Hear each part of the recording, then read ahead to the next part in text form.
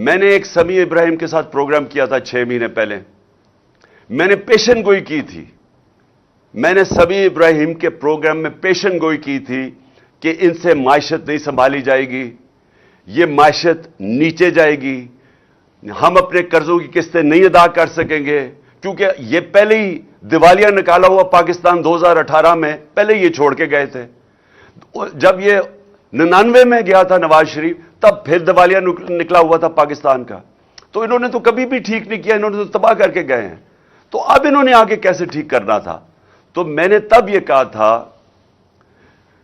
کہ ملک ادھر پہنچ جائے گا جدھر ہم ڈیفالٹ کی طرف نکل جائیں گے. اور اس کے بعد میں نے ایک اور چیز کہی تھی کہ جو نیشنل سیکیورٹی ہے, ملک کی سلامتی ہے, وہ داؤ پہ لگے گی.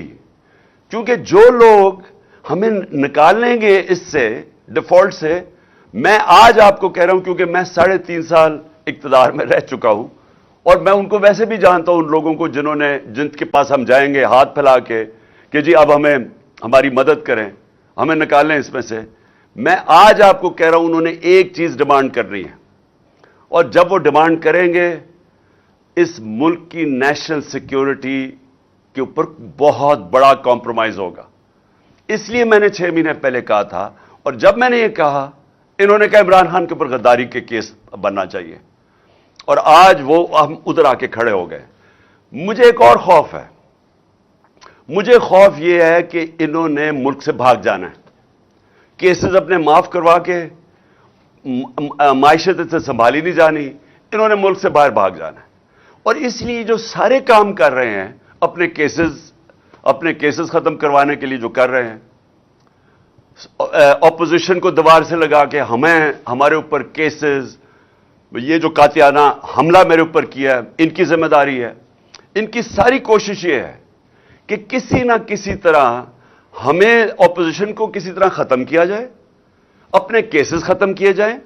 اور یہ جو اب قانون بدل رہے ہیں, آرمی ایکٹ بدل رہے ہیں, صرف ان کا ایک مقصد ہے کہ کسی طرح ہم آرمی چیف بھی وہ لے آئیں جو ہمارے ایجنڈا پہ کھڑا ہو جائے, جو ہمیں تحفظ دے, جو ہمیں بچائے.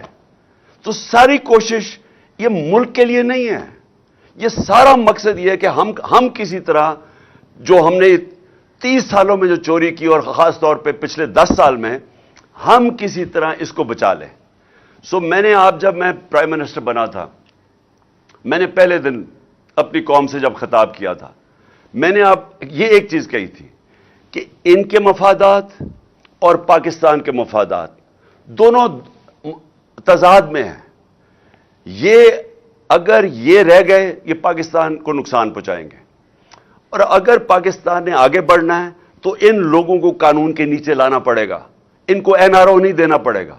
3.5 سال میں کہتا رہا کہ میں NRO نہیں دوں گا کیونکہ ملک سے غداری ہوگی.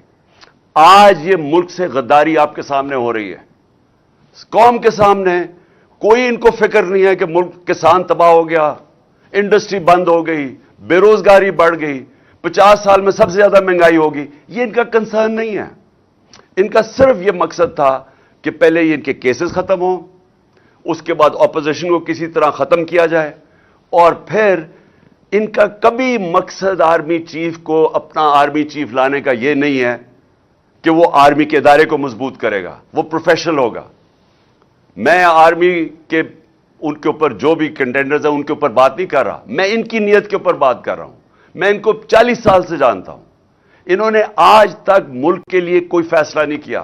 ان کے سارے فیصلے ہوتے ہیں اپنی ذات کے لیے, اپنی فیکٹریوں کے لیے, اپنی چوری کے لیے, اپنے جو محلات باہر بچانے کے لیے. تو مجھے جو خطرہ ہے وہ یہ کہ یہ سارا کر کے جس طرف ملک جا رہا ہے یہ ملک سے بھاگیں گے, یہ پھر سے ملک چھوڑ کے بھاگیں گے. اور ایک ہی طریقہ ہے ملک کو اب مزید تباہی سے بچانے کا, اور وہ ہے صاف اور شفاف الیکشن. اس کے علاوہ کوئی دوسرا طریقہ نہیں ہے. اور یہ جو ہماری مارچ ہے یہ صرف یہ ہے, قوم بتانا چاہتی ہے, قوم ایک پیغام دینا چاہتی ہے. یہ جو مارچ کے ذریعے قوم یہ بتانا چاہتی ہے کہ یہ جو لوگ 30 سال سے ہمارے اوپر مسلط ہوئے اور لوٹا انہوں نے, قوم اب ان کو نہیں ایکسپٹ کرتی. قوم ان کے ساتھ متحد ہے. الیکشنز میں بار بار قوم نے بتایا کہ ہم ان کے ساتھ نہیں کھڑے. 37 الیکشنز بائی الیکشنز میں سے 29 جیتی ہے تحریک انصاف. جب ان کے ساتھ پورے اسٹیٹ مشینری بھی کھڑی تھی, ساری جماعتوں نے مل کے ایک ٹکٹ پہ الیکشن لڑا. جو اسٹیبلشمنٹ تھی وہ بھی ان کے ساتھ کھڑی تھی, اس کے باوجود یہ ہارے ہیں. کیونکہ قوم نے پیغام دیا کہ آپ جو مرضی کر لیں, ہم آپ کو کبھی تسلیم نہیں کریں گے. اور یہ جو انہوں نے آخر میں یہ جو کوشش کی, جو مجھے قتل کرنے کی, اس کے پیچھے کیا ہے؟ یہ سمجھ بیٹھے ہیں کہ اب ان کو جو مرضی کر لو, آپ کیسز, ڈسکوالیفیکیشن, دہشت گردی کا کیس, یہ جو مرضی کر لیں. ان کو پتا ہے کہ یہ اب تحریک انصاف کو نہیں روک سکتے. لہذا کوشش یہ ہے کہ کسی طرح عمران خان کو راستے سے ہٹایا جائے. اور یہ جو واردات کی گئی تھی, یہ ان 3 لوگوں نے کی تھی. یہ 3 لوگ اس کے اندر شامل تھے, اور میں نے تینوں کے نام دے چکا ہوں, جس میں شہباز شریف, یہ جو ہے رانا ثناء اللہ, دونوں ماڈل ٹاؤن کے اندر دونوں نے دن دہاڑے لوگوں کو قتل کروایا تھا. ابھی تک کیس پڑا ہوا ہے. اور اگر کاش کہ اس کیس کا اگر فیصلہ ہو جاتا تو یہ ان کی جرت نہ ہوتی آگے یہ کرنے کی. اور مجھے یہ بھی شک ہے کہ وہ جو 4 گواہ رمضان شوگر مل میں, یہ جو ایف آئی اے کے کیس میں, 16 ارب کے کیس میں, جو وہ گئے اور جو ڈاکٹر رضوان گیا, اس کے اوپر بھی تفتیش ہونی چاہیے کہ کیسے ان کی آتے ساتھ ہی یہ سارا ان کا کیس ہی ختم ہو گیا, کیونکہ سارے گواہی ختم ہو گئے اور وہ انویسٹیگیٹر بھی مر گیا. تو ان کی ہسٹری ہے. انہوں نے یہ جو میرے اوپر واردات کی, یہ ہسٹری ہے. اور یہ جو فیصل تھا, یہ بالکل ان کے ساتھ ملا ہوا تھا. اور میں انشاءاللہ یہ چیف جسٹس سے ڈیمانڈ کرتا ہوں کہ جب بھی آپ انویسٹیگیٹ کریں گے, کیونکہ انویسٹیگیشن تو اب صرف چیف جسٹس کے نیچے ہو سکتی ہے, یہ ثابت ہوگا کہ یہ تینوں نے مل کے یہ پلان کیا تھا میرے اوپر. اور صرف اس لیے کہ کسی طرح یہ عمران خان راستے میں کھڑا ہے, این آر او یہ نہیں دیتا, یہ ہماری کرپشن کے اوپر پیچھے نہیں ہٹے گا, تو اس لیے اس کو راستے سے ہٹایا جائے.